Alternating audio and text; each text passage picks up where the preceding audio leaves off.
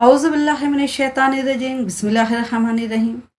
अस्सलामु अलैकुम वरहमतुल्लाहि वबरकातुहू। दोस्तों खुश रहें और अपना ख्याल रखें। आज मैं एक किताब का समरी लेकर आई हूँ, पीर कामिल। पीर कामिल उमैरा अहमद की लिखी हुई एक शाहकार नावल है, जिसका मैं आज रिव्यू पेश कर रही हूँ। ये नावल 2005 को मंजर आम पर आया, लेकिन इतने साल गुजर जाने के बावजूद इसकी मकबूलियत में कमी नहीं हुई। इसे लोगों में और ख़ासकर नौजवान नस्ल में बहुत पसंद किया जाता है। ये सही मानों में हमारी ज़िंदगी में आने वाले उस मोड़ की कहानी है जब रोशनी या तारीकी और सही या गलत के इंतखाब का फैसला हम पे छोड़ दिया जाता है। इंसान अपनी मर्जी के तहत जिस रास्ते को अपनाना चाहता है अपना सकता है। वैसे तो उमैरा अहमद किसी तारीफ के मोहताज नहीं, लेकिन इस कहानी की तरफ बढ़ने से पहले उमैरा अहमद की तख्लीकी ज़िंदगी पर एक नज़र डाल लें।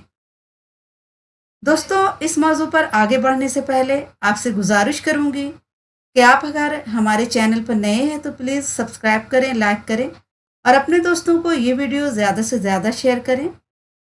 और अगर आपको ये किताब ख़रीदनी है तो मेरे चैनल के डिस्क्रिप्शन में दिए गए अमेज़ॉन लिंक से ये किताब खरीद सकते हैं।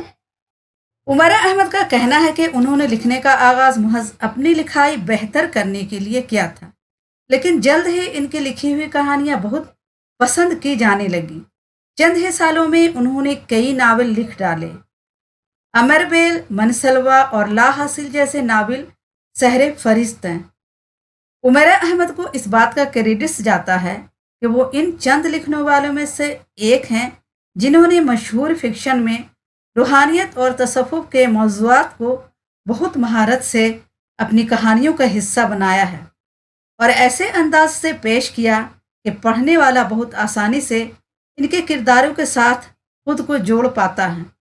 अगर इस नावल के मरकज़ी ख्याल या इसके थीसिस की बात की जाए तो किताब के पेश लफ्ज़ में वो लिखती हैं कि बाज़ दफ़ा तारीकी में कदम रखने के बाद ठोकर लगने से पहले इंसान को पछतावा होने लगता है। वो वापस उस मोड़ पर आना चाहता है जहां से उसने अपना सफ़र शुरू किया था। तब फिर एक चीज़ उसकी मदद कर सकती है, कोई आवाज़ जो रहनुमाई का काम करे और इंसान इताअत के सिवा कुछ ना करे। पीर कामिल सल्लल्लाहु अलैहि वसल्लम वही आवाज़ है जो इंसान को तारीकी से रोशनी तक ला सकती है और लाती है, और वो है हमारे मोहम्मद सल्लल्लाहु अलैहि वसल्लम, पीर कामिल सल्लल्लाहु अलैहि वसल्लम। बुनियादी तौर पर ये हमारी ज़िंदगियों के इन लम्हात के लिए है जब हम भी अपने आप को आधे रास्ते का मुसाफिर बना हुआ पाते हैं, यानी आगे जाने की हिम्मत नहीं होती और पीछे जाना मुमकिन नहीं होता। तो ऐसे नामुसाइद हालात में अगर इंसान अपने अंदर झांक कर सच को दरियाफ्त करे और सच्चे दिल से तौबा करे तो खुदा यकीनन अपने बंदे के लिए कोई ना कोई सबब ज़रूर निकालता है। और शायद यही वो वक्त होता है जब इंसान अपनी असल से अपनी हकीकत को जान पाता है। वैसे इस कहानी की बात की जाए तो इसमें दो मरकज़ी किरदार सालार सिकंदर और अमामा हाशिम हैं। इमामा हाशिम कादियानी मसलक से हैं जो मेडिकल की स्टूडेंट हैं, लेकिन कुछ हालात के पेश नज़र अपना मजहब तब्दील करके इस्लाम कबूल कर लेती हैं। जबकि दूसरी तरफ 150 IQ रखने वाला सालार सिकंदर इंतहाई ज़हीन स्टूडेंट है जिसका ताल्लुक़ एक अमीर तरीन घराने से होता है। हादसाती तौर पर इन दोनों की मुलाकात उस वक्त होती है जब सालार खुदकुशी की कोशिश कर रहा होता है और अमामा जान बचाती हैं।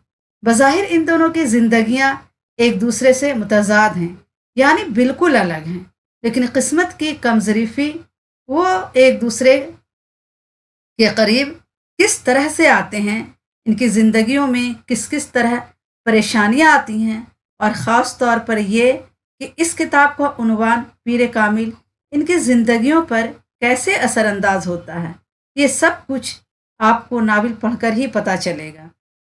اس کے ساتھ ساتھ بہت سے سپورٹنگ کردار ہیں، جیسے جلال انصر، سبیحہ، فرقان، ڈاکٹر صبت علی۔ یہ سارے کردار امامہ اور سالار کے ساتھ ان کے سفر میں رہنما رہے ہیں۔ اس چھوٹی سی ناول میں آپ پوری دنیا گھوم لیتے ہیں، ایک آدمی کے احساس اور گمان کو محسوس کرتے ہیں، کس طرح وہ ایک نارمل شخص ہے جسے مذہب سے کوئی تعلق نہیں ہوتا، جو موت کو چھونا چاہتا ہے لیکن وہ اچانک مختلف انداز میں بدل جاتا ہے۔ صوفیزم میں اس کی دلچسپی پیدا ہوتی ہے، کس طرح وہ حافظ ہو جاتا ہے اور کس طرح وہ پاکستان واپس آتا ہے اور غریبوں کے لیے کام کرنا شروع کر دیتا ہے۔ اس کے علاوہ 2011 میں اس کا انگریزی ترجمہ دا پرفیکٹ مینٹور کے نام سے شائع ہوا اور کچھ عرصہ قبل اس کا عربی میں بھی ترجمہ کیا گیا ہے۔ اس کے علاوہ اس کتاب کا دوسرا حصہ آب حیات کے نام سے بھی شائع ہو چکا ہے۔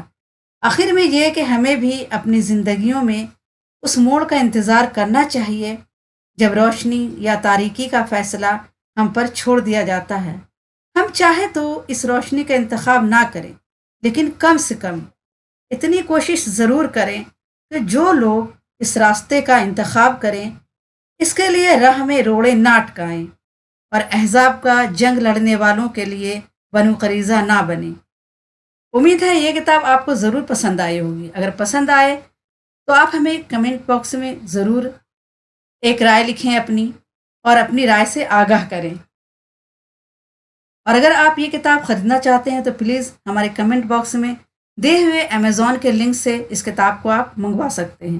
اور چلتے چلتے علامہ اقبال کے دو شعر جو حقیقتاً پیر کامل کہلانے کے لائق ہیں، وہ دانائے سبل ختم رسول مولائے کل، جس نے غبار راہ کو بخشا فروغ وادی سینہ، نگاہ عشق مستی میں وہی اول وہی آخر، وہی قرآن وہی فرقان وہی یاسین وہی طٰہٰ۔ آج کے لیے اتنا ہی کافی ہے۔ اللہ حافظ۔